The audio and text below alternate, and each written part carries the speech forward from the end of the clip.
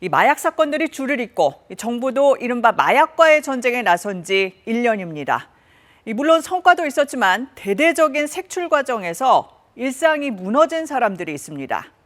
거짓 제보로 마약 사범이 됐고 사실이 아닌 걸로 드러났지만 고통은 계속되고 있습니다. 먼저 신현욱 기자가 보도합니다. 경기도에서 커피숍을 운영하는 50대 A씨. 지난 5월 택배 상자 하나가 커피숍으로 배송됐습니다. 발신한 곳은 처음 보는 필리핀 주소지. 그리고 30분 뒤 갑자기 사복경찰이 들이닥쳤습니다. 택배 상자 안에 필로폰 약 90g이 들어있었던 겁니다. A씨는 KBS 취재진과 만나 동생이 시킨 건가 싶어서 박스를 받아놓기만 했다고 항변했지만 경찰이 들어주지 않았다고 밝혔습니다. 그리고 사건을 넘겨받은 인천지검은 A씨를 필로폰 밀매 혐의로 구속 기소했습니다.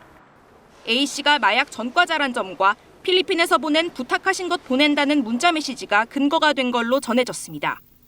그런데 구속 석 달 만인 지난 8월, A씨는 돌연 석방됐습니다.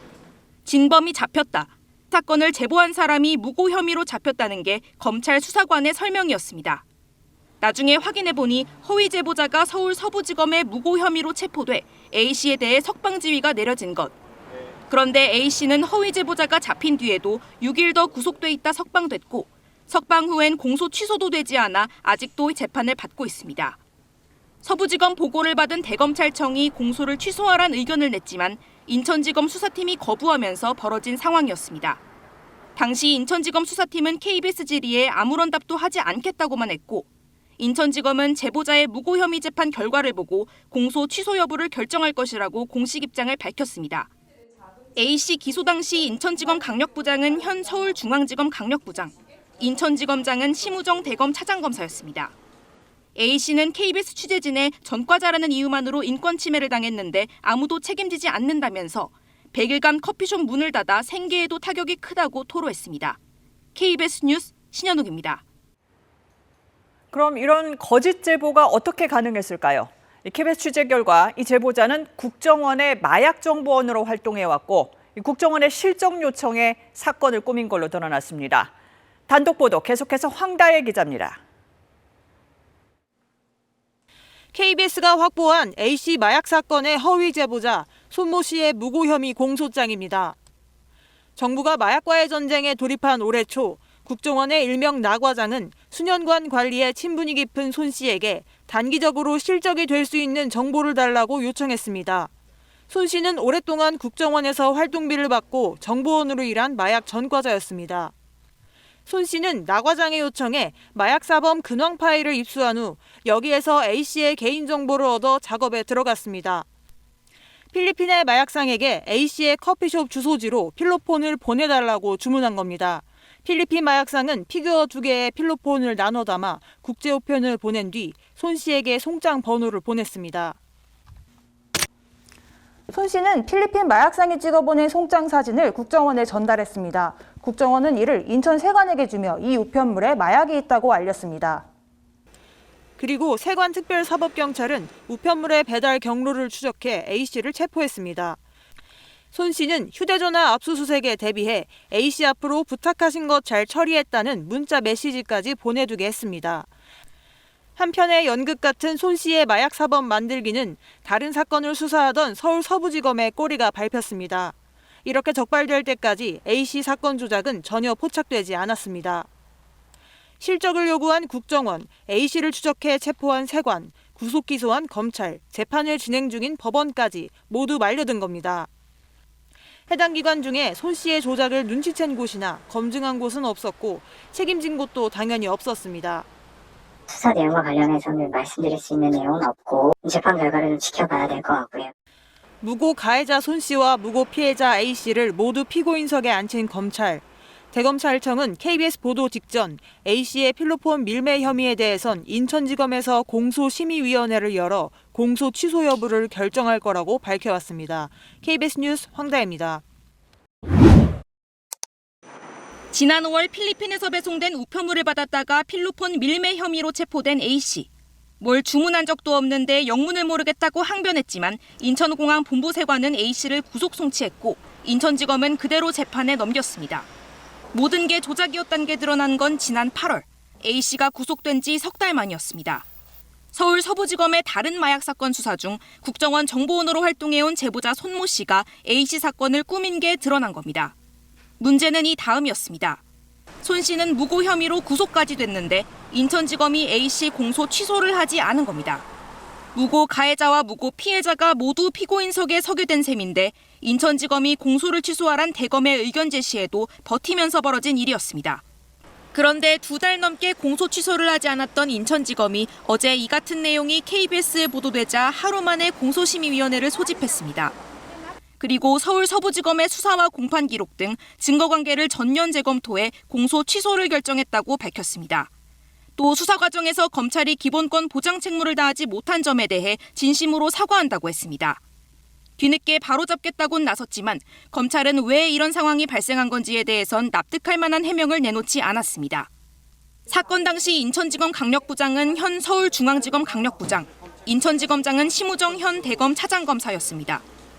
A씨는 KBS와의 통화에서 언론 보도를 통해 뒤늦게라도 공소 취소가 된 건 감사하다고 밝혔습니다.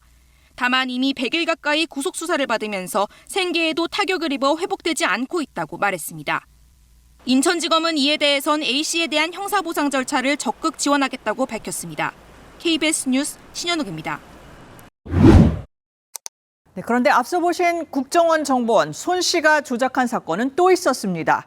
재판으로 넘어가기 전에 수사가 멈추긴 했지만 이번 피해자 역시 30일 동안 구속돼 있었습니다. 손 씨는 경찰에 이번 건을 넘기면서 그 대신에 자기 지인의 사건을 무마해달라고 청탁하기도 했습니다. 단독 보도 최인영 기자입니다. 40대 B씨는 지난 7월 필리핀에서 주문한 우편물이 배송될 거란 우체국 연락을 받았습니다. 저는 필리핀에서 아예 시킨 게 없다고 나중에 제가 찾아가겠더니 본인이 꼭 와야 된다고 그러더라고요. 결국 사무실로 나가 직접 우편물을 받았는데 바로 경찰에 체포됐습니다. 상자 안에 필로폰이 있었던 겁니다.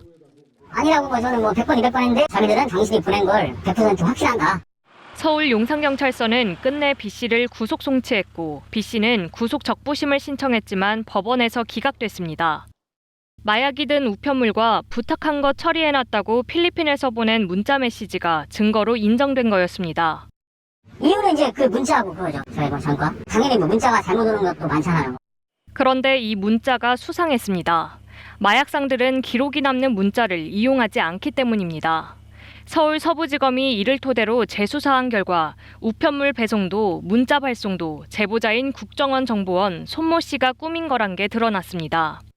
검찰 수사 결과 손 씨는 경찰에 마약 수사를 받는 자신의 지인이 억울해하니까 잘 봐달라고 청탁하면서 대신 다른 필로폰 사건을 주겠다고 했고 이후 B씨 사건을 만들어 넘긴 걸로 조사됐습니다.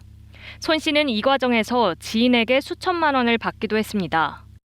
손 씨가 붙잡히면서 B씨는 기소되지 않고 풀려났지만 이미 30일간 구속 수사를 받은 후였습니다. 제보한 사람을 조사해라. 그러면은 이 민간인 한 사람을 잡을 수 있다. 처음부터 그 경찰한테도 그렇게 얘기를 했어요. 서울 용산경찰서는 증거에 따라 원칙대로 수사했고 손 씨의 청탁은 들어주지 않았다는 입장을 밝혔습니다. B씨의 구속적부심을 기각한 서울 서부지법은 수사기관 자료로 판단했다고 밝혔습니다. KBS 뉴스 최인영입니다. 네, 이 문제 취재한 황다혜 기자와 조금 더 짚어보겠습니다. 황 기자, 검찰이 보도 하루 만에 공소 취소에다 사과까지 했습니다. 이걸 어떻게 봐야 할까요? 예, 상당히 이례적이긴 합니다. 네. 다만 보도 하루 만에 이렇게 신속하게 대응할 수 있는 검찰이 그동안 왜 조치하지 않았는지는 짚어야 할 대목입니다. 네. 또 오늘 인천지검 입장문에도 이런 내용이 일부 담겼는데 어제 KBS 보도 후 대검찰청은 A씨 사건이 당초 세관이 구속해 송치한 사건이라고 여러 번 강조했습니다. 사건 자체가 세관 사건이라는 거죠. 그렇다면 세관에서는 뭐라고 합니까? 예, 세관은 말을 아꼈는데 네. A씨 첩보를 국정원에서 넘긴 거라며 억울해하는 기류가 있습니다. 네. 기관들은 일제히 남 탓을 하는 건데요. B씨 사건을 수사한 경찰은 법원이 영장을 발부했지 않냐고 했고 법원은 앞서 보신 것처럼 수사기관 자료로 판단한 거라고 했습니다. 그러니까 검증을 못한 거는 둘 다 마찬가지인 것 같고요. 사실 사건의 시작은 국정원 아닙니까? 예, 그렇습니다. 국정원 정보원인 손 씨의 사건 조작은 국정원 나 과장에게 실적이 될 정보를 달라는 요청을 받으면서 시작됐습니다. 네. 국정원 등 수사기관이 이런 식으로 정보원에게 마약 첩보를 수집한 건 오래된 일인데요. 마약 사건 특성상 불가피한 면도 있긴 하지만 이렇게 사건을 조작하고 이 과정에 금품 수수까지 한 건 심각한 문제입니다. 네, 뭐 피해자 개인 또 제보자 한 명의 일탈 이렇게 보기에는 피해 정도나 또 뭐 치러야 할 비용이 큽니다. 이유가 어디에 있을까요? 네, 정부가 마약과의 전쟁을 선포한 후 기관끼리 실적 경쟁이 벌어진 게 요인이 될 수 있습니다. 네. 일각에선 내년 초 국정원이 대공수사권 폐지를 앞두고 국정원이 마약 수사 등에서 입지를 확보하려고 열을 올린다는 분석도 나왔습니다. 네, 그렇다면 국정원 입장은 뭡니까? 궁금합니다. 일단 마약 사건과 대공수사권 폐지는 무관하다고 선을 그었고요. 네. 정보원 손 씨에 대해서는 나 과장이 정보를 요청한 게 아니라 손 씨가 먼저 정보를 제공한 거라고 보도 자료도 냈습니다. 네. 다만 검찰도 증거를 기반으로 나 과장이 실적 요청을 했다고 공소장에 적시한 거거든요. 재판 과정에서 누구 말이 맞는지 확인될 것 같습니다. 네, 이 부분 지켜봐야 되겠고요. 마지막으로 억울하게 이제 일상이 뒤틀린 피해자 구제할 방법이 있을까요? 예, 형사보상을 신청하거나 국가배상 청구를 할 수 있을 네. 거고요. 검찰의 공소 취소가 부당하게 지연된 거라면 공수처에 고발할 수 있다는 의견을 준 법조인들도 있습니다. 네, 여기서 정리하죠. 황 기자 잘 들었습니다.